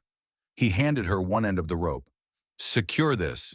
When I reach him, I'll get the other end around his neck. Then you pull us both in." Before she could protest further, Owen plunged into the icy water. The cold hit like physical violence, driving the breath from his lungs. The current immediately grabbed him stronger than he'd anticipated. He fought to keep his head above water, using powerful strokes to angle across the flood toward Flint's struggling form. The young horse was panicking now, losing strength with each failed attempt to find solid footing. The distance closed 20 yards, then 10. Owen could see the terror in Flint's wide eyes, the heaving of his chest, as he fought to keep his nostrils above water. "Easy," Owen called, though the roar of water drowned his voice. "Easy, boy." He reached for Flint's neck, but the horse shied away, nearly striking Owen with a flailing hoof. The sudden movement sent both of them deeper into the current, closer to the deadly tangle of trees. Underwater debris struck Owen's legs, sending sharp pain through his knee. He surfaced gasping, fighting to maintain orientation. Flint had disappeared beneath the churning surface. For a heart-stopping moment, Owen thought they'd lost him. Then the gray head emerged a few yards downstream, weakening, but still fighting. Owen struck out with renewed determination, ignoring the pain, the cold, the rational voice warning him of the impossibility of the task. He thought of the whisper bowl of symbolic maps and silent communication, of a trust established over weeks of patient observation. He reached Flint just as the horse's strength began to fail. This time the young stallion didn't shy away. Whether from exhaustion or recognition, he allowed Owen to grasp his mane and pull alongside. "I've got you," Owen said, looping the rope around the horse's neck, careful to keep it from tightening into a chokehold. "Just stay afloat." On the shore, Maya pulled with all her strength, gradually drawing the rope taut against the current. Owen felt the tension, the counterforce against the flood's deadly pull. Inch by agonizing inch, they moved toward shore. Owen swimming with one arm while keeping Flint's head above water with the other. The young horse seemed to understand, no longer fighting, but working with Owen's guidance. The trees loomed closer on their right, a maze of broken branches that would trap and drown them if they drifted into its grasp. Owen kicked harder, ignoring the burning in his muscles, the numbing cold seeping into his core. Maya had secured help. Two figures joined her on shore, adding their strength to the rescue effort. The rope pulled more strongly now, drawing them steadily away from danger. Flint's hooves finally found purchase on the sloping bank. With a surge of desperate energy, he lunged forward, dragging himself and Owen into shallower water. Hands reached for them, both Maya and two rangers Owen vaguely recognized, pulling them the final distance to safety. Owen collapsed on the muddy shore, gasping for breath, his body shuddering violently from cold and exertion. Beside him, Flint stood, trembling, water streaming from his sodden coat sides, heaving. "Blankets! Get blankets!" Maya was shouting, her voice seeming to come from very far away. Owen's vision blurred, darkness encroaching at the edges. The last thing he saw before consciousness faded was the lead mare on the opposite bank, standing perfectly still, her gaze fixed on him across the churning water. In that moment of connection, a single thought crystallized with perfect clarity, a promise made and accepted without words. "I will protect what matters." Then darkness claimed him completely. Fever dreams pulled Owen through fractured memories. Afghanistan's dust, Montana's snow, a girl with frightened eyes, a horse with a knowing gaze. Past and present merged in his delirium, every image infused with urgency, something precious to protect, something vital to save. He awoke to dim light and the smell of antiseptic, the station's medical room again. His body felt leaden, muscles aching from exertion and cold. But the burning in his lungs had subsided, replaced by dull pain that suggested recovery had begun. "Back with us?" Sarah's voice came from nearby. Owen turned his head with effort. She sat beside the bed, datapad in hand, exhaustion evident in the shadows beneath her eyes. "How long?" His voice emerged as a rasp. 36 hours. Hypothermia, water inhalation, reopened shoulder injury." She set down the datapad. "You're lucky to be alive." Memory returned in a rush. Flint, the young horse. "Safe. Dr. Winters has been monitoring the herd. They've moved to higher ground." Sarah's professional demeanor softened slightly. "What you did was either the bravest or stupidest thing I've seen in 15 years of park service. Probably both." Owen tried to push himself upright, wincing as pain shot through his shoulder. "Easy," Sarah cautioned. Doctor says another 48 hours of rest minimum. We don't have 48 hours. Owen gestured toward the window where gray light suggested another storm approaching.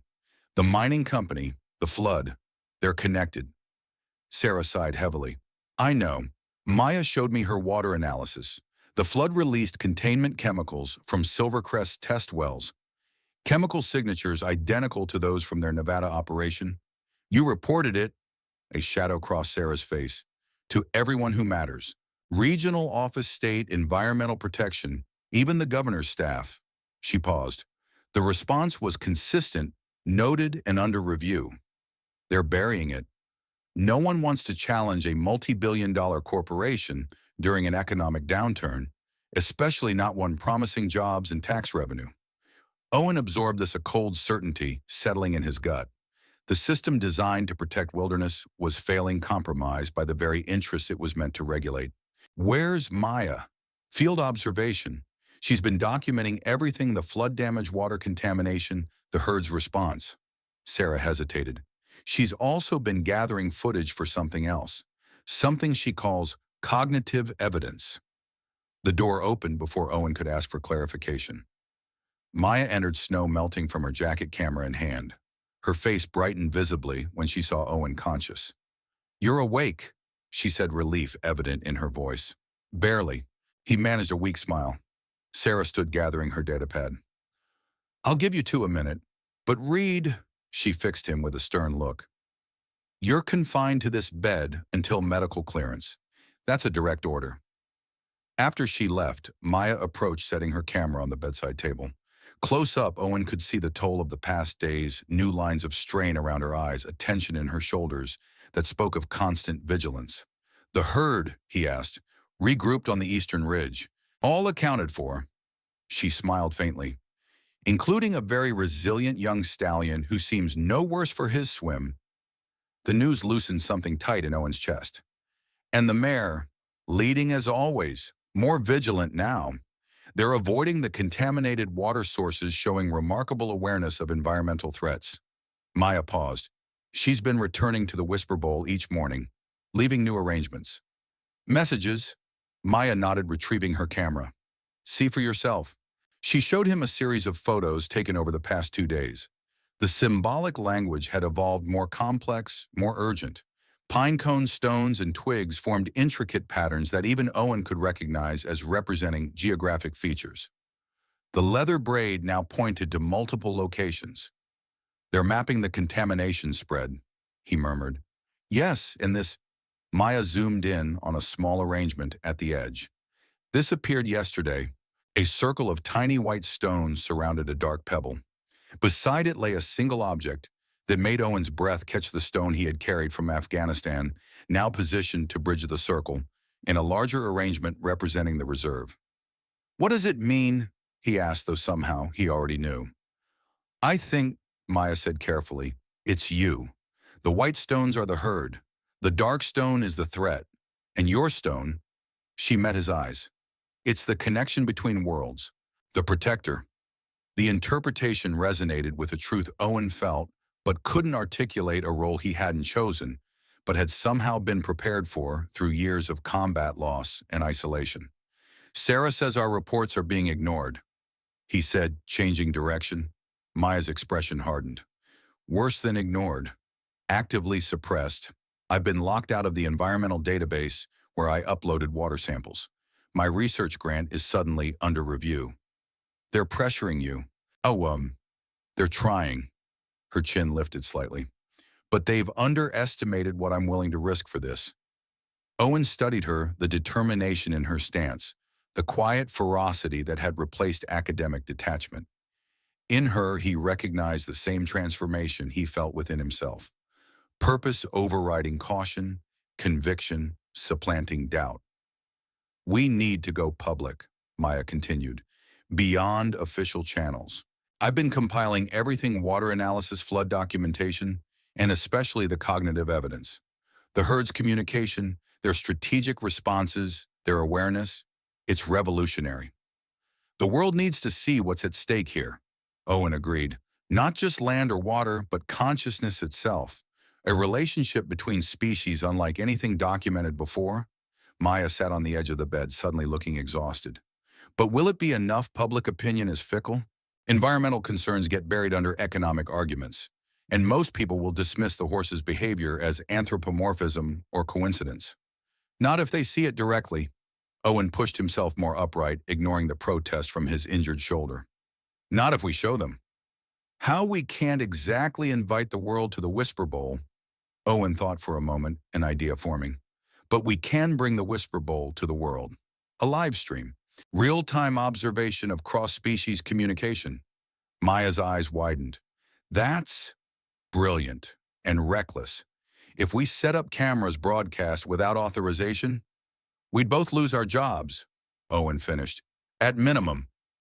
Their eyes met in silent acknowledgement of what remained unspoken, that jobs, reputations, even personal safety might be the price of standing against a corporation with billions at stake. Yet in that shared gaze was also recognition that some things transcended conventional risk assessment. Some things were worth fighting for regardless of cost. I need 24 more hours to recover, Owen said. Then we move. Maya nodded resolution, settling over her features. I'll prepare everything. Cameras, satellite, uplink, social media distribution networks. She paused. We'll only get one chance at this. Then we make it count. Outside, the first flakes of a new storm began to fall, nature's reminder that time was running short. Night had fallen by the time Owen quietly disconnected his IV and eased himself from the medical bed. His body protested every movement, but determination pushed through pain. He dressed slowly in the clothes Maya had smuggled in thermal layers, waterproof outerwear, sturdy boots. The station slept around him skeleton crew during the storm. Only the soft hum of heating systems and the distant crackle of radio chatter broke the silence as he slipped through darkened hallways toward the rear exit. Maya waited by the supply truck engine, already running headlights off. Her breath formed clouds in the frigid air as she helped Owen into the passenger seat. You look terrible, she observed, her tone belying the concern in her eyes. Save the compliments, he replied, managing a tight smile. We've got work to do. They drove in silence through falling snow, headlights illuminating only the immediate stretch of road ahead. The storm had intensified, wind howling around the truck's frame. Visibility reduced to mere yards. Weather forecast, Owen asked, checking his watch. Just past midnight. Worsening, peak intensity around dawn. 18 to 24 inches expected. Maya navigated a treacherous curve with practiced skill. Perfect cover for Silvercrest. They're moving in heavy equipment tonight, taking advantage of the storm and weekend skeleton crews. How do you know, Sarah? She intercepted communications. Maya's hands tightened on the steering wheel. They're accelerating everything, full extraction tests, not just samples. Once those begin, the damage becomes exponential. The urgency of their mission settled like a physical weight. This wasn't just about documenting or protesting. This was the last stand before irreversible harm. They reached their first destination, a small equipment shed near the eastern boundary where Maya had prepared their technical arsenal. She unlocked the door, revealing an impressive collection of cameras, satellite equipment, portable batteries, and weather-resistant cases. Most of it's my personal research gear, she explained as they loaded the truck. The rest I borrowed from university storage. Without permission, she added with a grim smile. Owen recognized high-end surveillance equipment among the cameras, motion-activated, infrared-capable, satellite-linked, not standard academic research tools. You've been planning this a while, he observed. Maya paused in her work. Since Jason died, I knew someday I'd need irrefutable evidence against Silvercrest. I just never imagined it would involve. She gestured vaguely toward the wilderness beyond the shed. Talking to horses, Owen finished. Creating history, she corrected. Redefining the relationship between humans and non-human intelligence. They finished loading in silence, the weight of what they were attempting settling between them. Not just environmental whistleblowing, but a fundamental challenge to humanity's understanding of its place in the natural world. As they drove toward the Whisper Bowl, the storm intensified, snow swirling in hypnotic patterns through the headlights. Owen checked their emergency gear, extra clothing, food, medical supplies, emergency beacon. If something went wrong out here tonight, rescue would be hours away, possibly longer in these conditions. Second thoughts, Maya asked, noticing his inventory. Contingency planning, he replied. Old habits. The road ended a mile from their destination. From here, they would travel on foot, pulling equipment on a sled Maya had modified for deep snow. As they prepared to set out, Owen caught Maya staring toward the distant ridgeline, her expression unreadable in the dim light. What is it? He asked. I was thinking about Emma, she said quietly. How she'd love this, risking everything for horses, for something bigger than ourselves. She turned to him. The story that inspired her, the soldier and the girl in Afghanistan, it gave her a model of courage she admired above everything else. Owen felt the weight of this connection, how tragedy and heroism had intertwined their paths long before they met. I couldn't save everyone then, he said, the admission painful but necessary. The girl lived, but her family, her world was destroyed. And yet you tried. Maya's voice strengthened. That's what mattered to Emma. That's what matters now. The moment stretched between them, acknowledgement of shared pain, shared purpose. Then with practice and efficiency, they secured their equipment and began the difficult trek through deepening snow. The Whisper Bowl appeared different in darkness. More mysterious, the junipers around its perimeter, like sentinels maintaining a centuries-old vigil. Owen felt its significance with heightened awareness, as if the land itself recognized the gravity of what they attempted. They worked in synchrony, setting up cameras at precise angles to capture the central area where communications occurred. Maya established the satellite uplink, while Owen secured weather protective covers over sensitive equipment. Within an hour, their impromptu broadcasting station was operational and visible to casual observation, but capable of transmitting high-definition footage to servers Maya had prepared. Now we wait, she said, checking final configurations on her tablet. Scheduled broadcast begins at dawn. Owen nodded, scanning the perimeter one final time. Everything was in place, yet something felt incomplete, a missing element he couldn't identify. She needs to know we're here, he said suddenly. The mare. This isn't like before we've changed the parameters. Maya considered this. How do we signal her? Owen reached into his pocket and withdrew two objects, his stone from Afghanistan and a small piece of leather cut from his ranger badge holder. He placed them carefully on the central rock, positioning them deliberately to indicate presence and alliance. Now we wait, he echoed. They retreated to the small weather shelter they had erected just beyond the clearing, a reinforced tent with heating elements and clear visibility to their equipment. As the night deepened, the storm intensified, snow accumulating rapidly around them. Maya checked the satellite feed periodically, ensuring their connection remained stable despite the weather. Between checks, she worked on what she called her opening statement, the introduction that would frame their broadcast for a world unprepared for what they were about to reveal. Owen maintained watch, alternating between scanning the perimeter and checking equipment. His military training recognized the vulnerability of their position, exposed with limited exit routes if something went wrong. Around 3 in the morning, a change in the storm's pattern alerted him. The wind shifted subtly, carrying a new scent, mechanical, acrid, out of place in the wilderness. Something's coming, he said quietly. Maya looked up from her tablet. The horses? No. Vehicles. Heavy equipment. Owen moved to the tent's entrance, peering into the swirling snow. Northwest toward the test wells. They listened intently. Beneath the storm's howl, a deeper rumble gradually became distinguishable engines. Earth movers, industrial machinery. They're starting now? Maya realized, her voice tight with urgency. In the middle of the night in a blizzard. Perfect cover, Owen agreed grimly. No witnesses, no interference. By morning, it'll be a fait accompli. Maya's fingers flew across her tablet. I'm advancing the broadcast. We go live in 30 minutes, not at dawn. Will it make a difference once they start the extraction? It has to, she cut him off. Otherwise, what are we doing here? The question hung between them, momentarily unanswerable.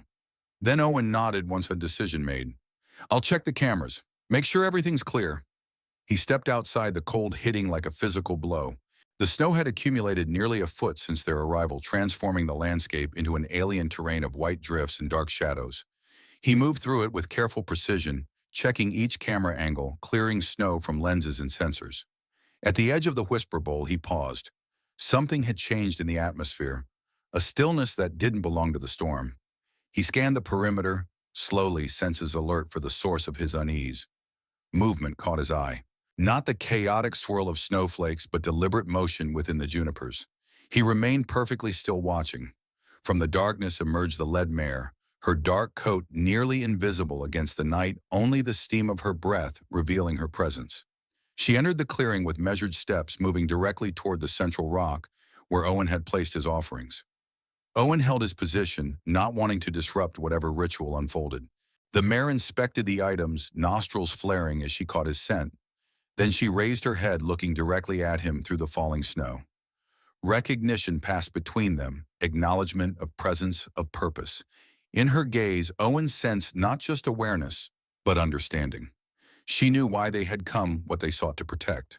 With deliberate precision, the mare lowered her head again and began to arrange the objects on the rock, adding pine cones and twigs from somewhere on her person. Owen watched in fascination as a new message took shape under her careful movements.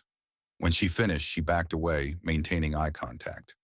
Then she turned and melted back into the darkness of the junipers, leaving only hoof prints in the snow as evidence of her visit. Owen approached the rock once she had gone, studying what she had created. A clear representation of the reserve's boundaries with his stone positioned at the whisper bowl. Most striking was a new element, a circular arrangement of twigs on the northern edge with his leather piece placed beside it like a barrier. The meaning seemed unmistakable: stand here, defend this place. The mare had understood their purpose and responded with tactical guidance. Owen felt a profound sense of collaboration, unlike anything in his experience. Not human directing animal, not animal responding to training, but two intelligences meeting as equals in common cause. He returned to the shelter where Maya waited anxiously. "She came," he said simply. "She left instructions." Maya's eyes widened. "What kind of instructions?" "Defensive positions, where to make our stand." He showed her photos he'd taken of the arrangement. "She wants us at the northern boundary, not here." "That's where Silvercrest is working right now," Maya realized. "She's telling us to confront them directly, not just document from a distance." The implications settled between them. The horses weren't seeking passive protection or documentation. They wanted direct intervention. Maya checked her watch. 15 minutes to broadcast. She hesitated, torn between their original plan and this new development. "We stick to the plan," Owen decided. "Start the broadcast here, show what the horses have created. Then we move to the northern boundary with mobile cameras." "A two-phase approach." Maya nodded. "Begin with the evidence of communication, then show the immediate threat." They worked quickly, adjusting equipment, preparing for the broadcast. As the countdown reached 5 minutes, an unexpected sound cut through the storm, a series of sharp whinnies coming from multiple directions. Owen stepped outside again. Around the perimeter of the Whisper Bowl, barely visible through the swirling snow, stood the entire Mustang herd. 11 horses positioned in a perfect circle, facing inward, as if in ceremonial witness to what was about to unfold. "Maya," he called softly, "you need to see this." She joined him, gasping at the sight. "They're all here, every one of them. They understand what we're doing," Owen said, certainty filling him. "They're participating." The realization humbled them both, that these wild creatures had chosen to be present, to be seen, to stand as conscious partners in this moment of revelation. Maya's tablet chimed the 1-minute warning. She took a deep breath, centering herself. "Ready?" Owen asked. She nodded, determination replacing uncertainty. "Whatever happens next, we've already made history. We've proven that intelligence isn't exclusively human, that communication transcends species, and that some things are worth fighting for, no matter the odds," Owen added. The broadcast signal activated. Cameras captured the extraordinary scene, the circle of Mustangs, the symbolic communication at the center, two humans standing as witnesses and translators. Maya faced the primary camera, her voice clear and steady as she began. "My name is Dr. Maya Winters. I'm broadcasting from Silver Valley Reserve in Montana. What you are about to witness will challenge everything you believe about animal intelligence, human-wildlife relationships, and environmental protection." The signal streamed outward, carrying their message beyond the storm, beyond the wilderness, to a world that had yet to understand what was being lost and what might still be saved. Dawn broke gray and cold, the storm diminishing to scattered flurries. Maya and Owen had relocated to the northern boundary as planned, mobile cameras documenting their journey and the herd that accompanied them, keeping distance but clearly connected to their mission. From their position on a wooded ridge, they could see Silvercrest's operation below heavy machinery, cutting through the snow-drilling rigs, positioned over test wells storage tanks already filling with extracted materials. Workers moved with focused efficiency, unaware of the witnesses above or the audience now watching worldwide. Maya checked the broadcast metrics on her tablet, eyes widening. 2 million viewers and climbing. It's being picked up by major networks. Their initial footage from the Whisper Bowl had done what they hoped: captured imagination, sparked debate, drawn attention. The symbolic communication created by the horses, combined with Maya's scientific context and Owen's quiet testimony about his experiences, had resonated beyond expectation. Now came the second phase, revealing the immediate threat: the corporate intrusion already damaging this unique ecosystem. "They've breached the aquifer," Owen observed, studying the operation through binoculars. "See the water pumping into those containment pools? That's groundwater, possibly thermal. They're releasing pressure to access the lithium deposits and contaminating everything downstream." Maya added, her camera focused on the murky liquid flowing from discharge pipes, the same process that caused the flood. The lead mare appeared beside them, maintaining a careful distance, but clearly monitoring the same activity. She snorted softly, steam rising from her nostrils in the cold air. "She understands what's happening," Maya narrated for the broadcast. "The herd has demonstrated remarkable awareness of environmental threats, including deliberately mapping contamination spread through symbolic communication." Owen spotted movement at the edge of the worksite, new vehicles arriving different from the construction equipment. Black SUVs with tinted windows. "Company executives," he guessed, "coming to inspect progress." Maya zoomed her camera on the vehicles. "Or security coming to shut us down." The broadcast metrics continued to climb: 3 million viewers, then 4. Hashtags trended globally. Comments and shares multiplied exponentially. Their message was reaching the world. Below, the new arrivals emerged from their vehicles. Men in suits, despite the weather, flanked by uniformed security personnel. One figure stood out, a woman in an expensive parka, directing others with evident authority. Silvercrest CEO, Maya identified. Elizabeth Morgan. "I've seen her at environmental policy conferences." The executive surveyed the operation, nodding with satisfaction at the progress. Then she looked up, scanning the ridgeline directly toward their position. "They know we're here," Owen realized. "They've detected the broadcast signal." Security personnel began moving toward vehicles preparing to ascend the ridge. Their intention was clear: find the source of the transmission, shut it down. "We need to move," Owen said, already gathering essential equipment. "Keep broadcasting as long as possible." Maya hesitated, torn between flight and confrontation. "If we run, they control the narrative again. We need to face them directly on camera. Let the world see what they're hiding." Owen considered this, weighing tactical options against strategic goals. Running meant survival, but potential failure of their mission. Standing ground meant vulnerability, but might achieve their purpose. Before he could respond, a sound rose from below, not from the worksite, but from the forest edge opposite their position. A chorus of whinnies growing louder by the second. Through trees and underbrush emerged the Mustang herd, no longer circling or observing, but moving with unmistakable purpose toward the operation site. The lead mare had vanished from their side, now visible at the front of the advancing horses. "What are they doing?" Maya whispered, camera following their movement. Owen watched with growing amazement as the herd deployed in what could only be described as tactical formation, spreading out to approach the worksite from multiple angles. The stronger horses taking point positions, the younger ones protected in the interior of the formation. "They're intervening," he said, "on their own terms." Workers below noticed the approaching horses' reactions, ranging from confusion to alarm. Equipment operators paused their machines. Security personnel diverted attention from the ridge to this more immediate development. The lead mare halted at the edge of the cleared area, her presence commanding attention. Behind her, the herd fanned out in a semicircle, silent and watchful.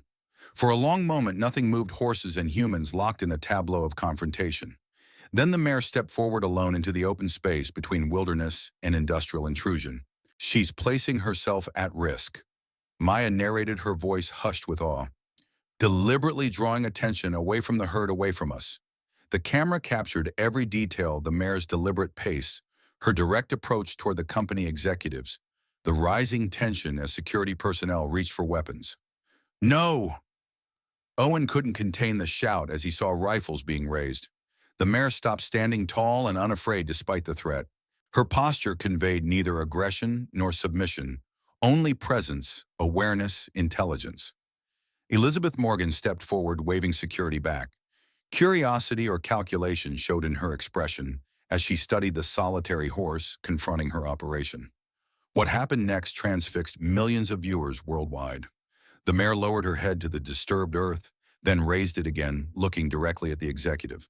She repeated this gesture 3 times, a deliberate communication impossible to dismiss as random behavior.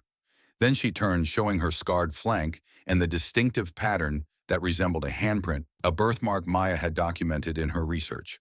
With precise movements, the mare pawed the ground 3 times, turned again to face the humans, and waited. The silence stretched pregnant with significance. Even from a distance, Owen could see confusion and discomfort spreading among the workers and executives. They were witnessing something beyond their framework, animal behavior that couldn't be categorized as instinctual or accidental. Elizabeth Morgan recovered first, gesturing angrily towards security. 2 men advanced toward the mare, clearly intending to drive her away. Owen tensed, ready to abandon their position and intervene. But before he could move, the rest of the herd surged forward as one, creating a wall between the mare and the approaching threat. The security men stopped, outnumbered and clearly unnerved by the coordinated response. The standoff intensified, humans with weapons facing horses with intelligence and purpose. "This is unprecedented," Maya whispered both to Owen and to their worldwide audience. "Deliberately coordinated defensive behavior, strategic positioning. They're protecting their leader while she communicates." Suddenly, new vehicles appeared on the access road, Park Service SUVs with lights flashing. Sarah Chen emerged from the lead vehicle, accompanied by uniformed rangers and what appeared to be state environmental officials. "Reinforcements," Owen said, relief evident in his voice. Maya checked her tablet. "The broadcast worked. Look at this." She showed him messages flooding in from around the world. Scientists offering support, environmental organizations mobilizing, government agencies responding to public pressure with unprecedented speed. Below, Sarah approached the Silver Crest executive's official documents in hand. Though they couldn't hear the exchange, the body language was clear: operations were being suspended pending investigation. Elizabeth Morgan's face contorted with anger as she argued with officials. Security personnel looked increasingly uncertain, caught between employer demands and government authority. Throughout the confrontation, the horses maintained their position, a living boundary between industrial exploitation and protected wilderness. Their presence transformed what might have been a routine regulatory dispute into something transcendent, a multi-species alliance to defend shared habitat. "We need to go down there," Owen decided. "Complete what we started." Maya nodded, gathering the broadcast equipment. Together, they descended the ridge, carefully maintaining the live stream as they approached. The scene below had reached a tense equilibrium, work halted, officials documenting violations, executives conferring urgently on phones. When they emerged from the tree line, Sarah spotted them immediately.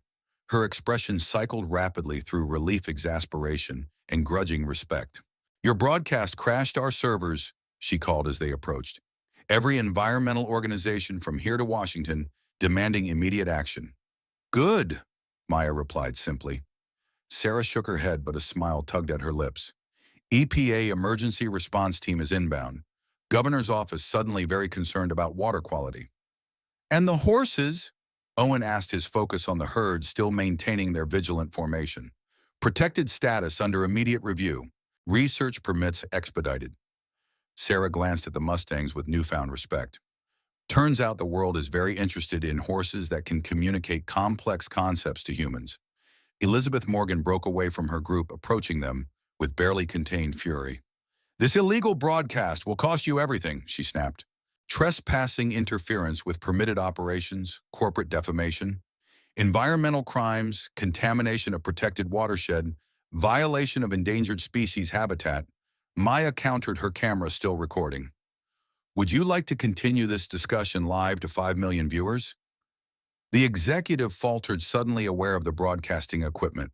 Her gaze shifted to the horses, to the officials documenting violations, to the growing crowd of witnesses. "This isn't over," she said, finally turning away. "No, Owen agreed quietly. It's just beginning. As if in response to his words, the lead mare approached, moving with dignified purpose through the human gathering. Workers and officials alike stepped back, creating a path. She stopped before Owen and Maya, her intelligent gaze moving between them.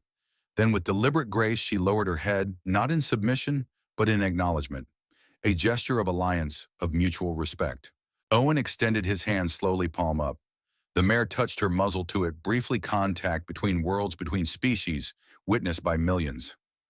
What happens now? Maya asked softly, as much to Owen as to the mare. The horse raised her head, looking toward the distant ridgeline, where the whisper bowl lay hidden beneath new snow. Her meaning seemed clear, even without symbolic arrangements. The conversation continues. 1 month later, Owen stood at the edge of the whisper bowl, spring sunshine, warming the earth where snow had recently covered all. Around him, the wilderness showed signs of renewal, fresh growth emerging from soil birds returning to nests, life reasserting itself after winter's constraint. The clearing had become a place of pilgrimage for scientists, environmentalists, and the simply curious, though access remained strictly controlled. Maya's research station, now fully funded and staffed, limited visitation to preserve the horse's territory and sanity. The herd had returned to normal patterns, with one significant difference: they no longer avoided human observation. Instead, they seemed to deliberately engage, continuing the symbolic communication that had captivated global attention. Ready? Maya asked, joining him with a tablet in hand. Owen nodded. Today marked a milestone official designation of the expanded Silver Valley Reserve, with special protected status for the core zone where the horses lived. What had begun as desperate whistleblowing had evolved into a revolutionary conservation model, one that recognized non-human intelligence as worthy of protection and partnership. Silvercrest Resources had withdrawn operations entirely, their stock value plummeting after the broadcast exposed their environmental violations.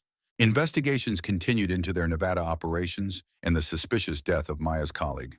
At the center of the clearing, the communication rock had been preserved exactly as the horses maintained it, a continuing record of their evolving symbolic language. Research teams studied each new arrangement, learning to interpret with growing accuracy what the herd chose to communicate. The lead mare appeared from the juniper grove, now so familiar that Owen recognized her distinctive stride immediately. She approached without hesitation, comfortable in his presence after weeks of regular interaction. "Hello, old friend," he said quietly.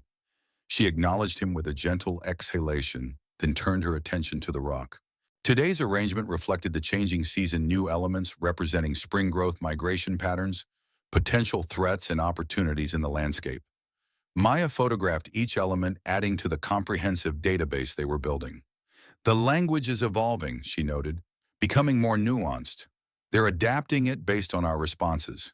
"They're teaching us," Owen corrected gently, "as much as we're learning." The mare watched them work with what seemed like approval. When they finished, she approached the rock and made a small adjustment to one element, a subtle repositioning that changed the emphasis of the message. "Always the editor," Maya said with affection. From the ridge above came a whinny Flint calling down to them. The young stallion had developed a particular bond with Owen since the flood rescue, often seeking him out during observations. "Your admirer," Maya teased. Owen smiled, the expression coming more naturally these days. The past month had transformed him in ways he was still discovering, reopening pathways to connection, to purpose, to presence in the world rather than withdrawal from it. Sarah had offered him a new position, special liaison between the Park Service and the research project. No more isolated patrols, no more solitary posting at the remote cabin. Instead, his role centered on the relationship he had helped forge between species. Maya's transformation had been equally profound. Her academic detachment had given way to passionate advocacy, her grief for Emma finding purpose in protecting the intelligence that had so fascinated her daughter. "I've been thinking," she said, looking out over the spring landscape, "about why they chose us. Why here? Why now?" "Have you found an answer?" Owen asked. She shook her head slowly. "Not a complete one, but I wonder if they sensed in us the same brokenness they saw in their habitat, the same need for healing." Owen considered this. His journey from Afghanistan's dust to Montana's wilderness had been driven by trauma, by the need to escape human complexity. Yet what he had found instead was connection different in form, but no less profound than what he had lost. Maybe that's what this has always been about, he said. Not just protection, but restoration, finding wholeness through relationship. The mare nickered softly as if affirming his insight. Then she turned trotting back toward the juniper grove where Flint waited. At the edge, she paused, looking back at them one final time before disappearing into the trees. Later that afternoon, Owen visited his old cabin near the eastern boundary. He had moved closer to the research station weeks ago, but returned occasionally to collect belongings or simply to reconnect with the solitude that had once been his only comfort. The cabin stood unchanged, yet felt different now, a chapter completed rather than an ongoing retreat. He gathered the last of his journals, the few personal items he had accumulated over years of isolation. As he prepared to leave, a final task remained. From his pocket, he withdrew his ranger badge, the symbol of his former life, his former purpose. With careful precision, he placed it on the small table where he had once written his sparse daily notes. Beside it, he positioned a single white horsehair and a stone from the whisper bowl together, forming a small arrangement that echoed the symbolic language he had learned to read. A message for whoever might come next, a continuation of the conversation between worlds. Outside, the wind carried the distant sound of whinnies, the herd calling from the ridge above. Not goodbye, but invitation. Not ending, but beginning. Owen closed the cabin door and turned toward the future that awaited one, where the wild call had awakened something long dormant within him, where isolation had given way to connection, where silence had found its voice. Behind him, the cabin stood as testament to what had been. Before him stretched a path toward what could be a world where the boundaries between species dissolved not through dominance, but through recognition, where intelligence found expression in many forms, where healing emerged from unlikely alliances. He walked toward the sound of the horses, no longer an outsider, no longer alone. The wild had called, and he had answered.